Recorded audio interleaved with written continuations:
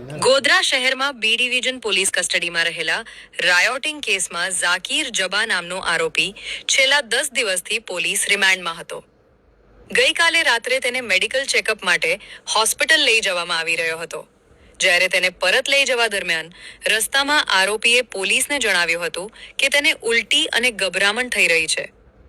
આરોપીની હાલત જોઈ પોલીસે ગાડી રોકાવી તેને બહાર કાઢ્યો હતો.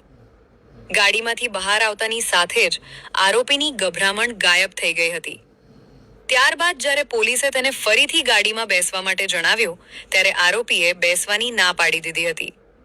આ મુદ્દે પોલીસ અને આરોપી વચ્ચે તીખી બોલાચાલી થઈ હતી. પરિસ્થિતિ વણસતા આરોપીએ પોલીસ કર્મીઓ સાથે ઝપાઝપી કરી અને તેમને ધક્કામુક્કી કરી હતી. પોલીસે ભારે જહેમત બાદ આરોપી પર કાબુ મેળવ્યો હતો અને તેને પુનઃ પોલીસ સ્ટેશન લઈ જવામાં આવ્યો હતો.